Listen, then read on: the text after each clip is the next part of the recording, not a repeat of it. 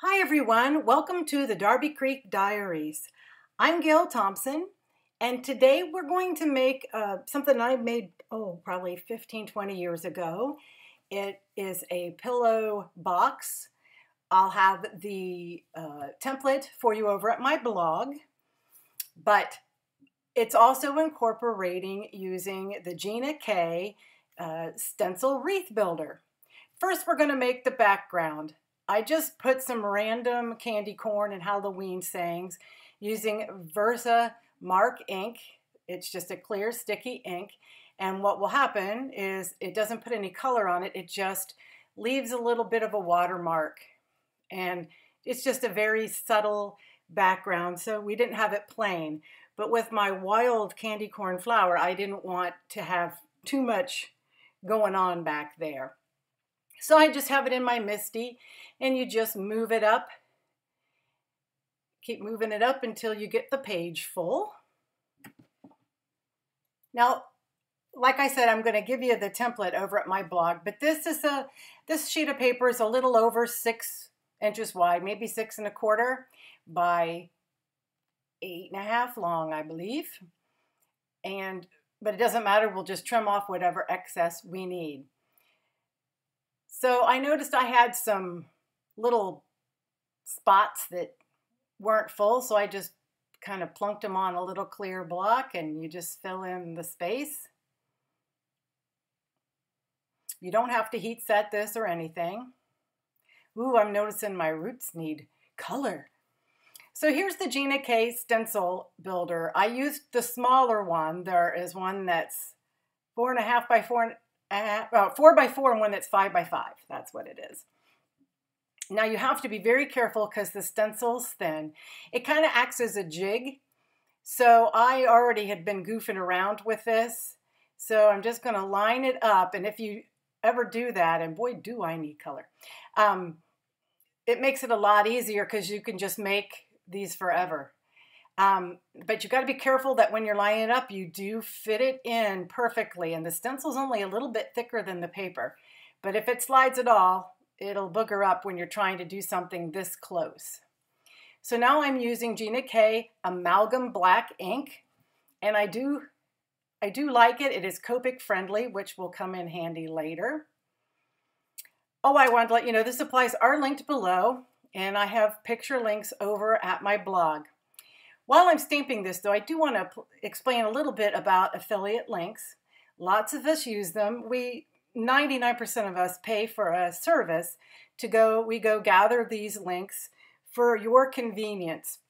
And if you use those links at no additional charge to you, we get back a small, but still a nice, little touch, a little commission from either, maybe 0.5% to 10%, just depends on the product. So that helps us pay for being able to use the service. None of us are getting rich, but I just wanted to let you know. Anyway, we're going to, instead of doing the every other corner, which is generally what you do to make a big wreath, I'm doing it very tight. And as you see, I am making a turn to every corner. And I'm making really sure to line it up. This is from the Lawn Fawn Trick or Treat set, so it has little faces on it. I'm not sure why my video keeps focusing like that. I was having a heck of a time. So I'm glad we got it done, is all I can say. So now, if you had any that needed restamped, it's perfect because with the MISTI, it'll go right over it. And I had some footage of that, but unfortunately, well, it wasn't really footage. It had taken a picture and not a video. So I have a mask that's slightly smaller than the outline, only it's a little lopsided. So I'm just going to move it around as I go because I was afraid if I cut it, then it wouldn't be a circle anymore and it'd get all whopper-jawed. So now we're going to make the outer petals using a different candy corn, and I flipped it the other direction.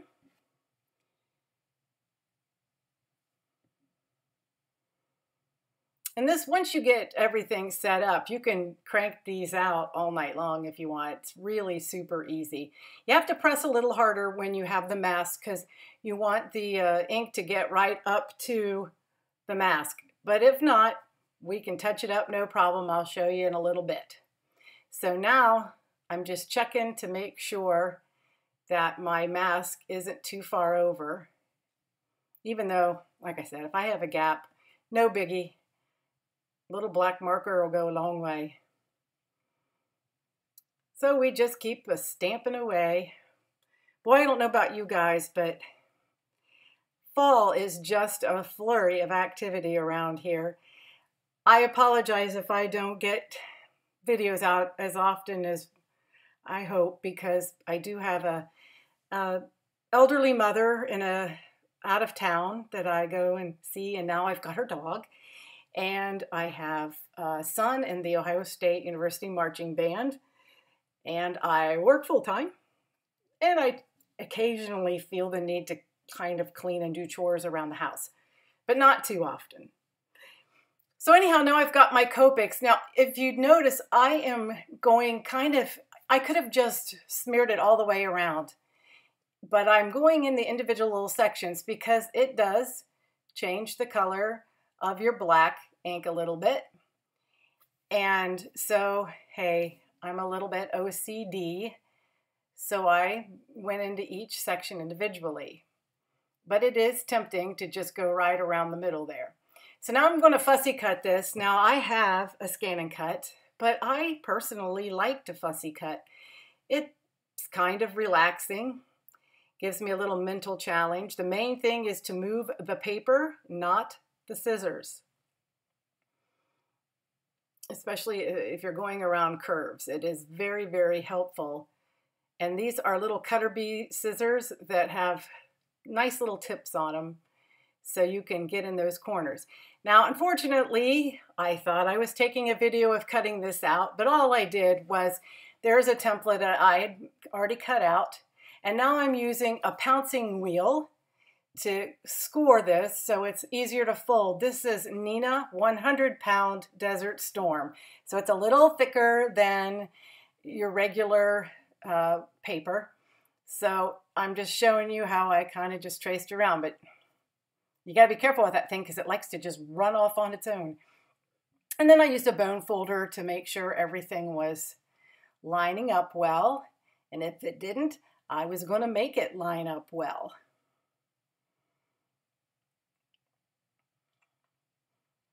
And then I somehow, you know, when you do the stuff by hand, instead of using the stand and cut, you sometimes have little ragged edges, but that's easy to fix. The next thing we have to do is use Scor-Tape. You want some very strong tape for this because it's going to be holding our little treat. And I decided I would even do it with a double row. And I wanted it to be the whole length there because you don't want any little ends coming loose because then it just sort of pulls everything. Yes, you know, I think candy corn is so cute. Unfortunately, I'm not a huge fan. However, if you do the mix that I'm going to show you, it comes out tasting like a payday bar. And I suspect if you put M&Ms with it, it would taste like, you know, maybe a Snickers bar or something. But it's called the payday mix if you want to look it up. But it's basically 1 part candy corn to 1 part peanut. Some people use 2 parts peanuts, but then peanuts wind up left in the jar. So now I'm just taking my little flaps and working with them a little bit. I'd scored them, but not, you know, it's hard to score when it's at an angle like that. And you just kind of keep pressing.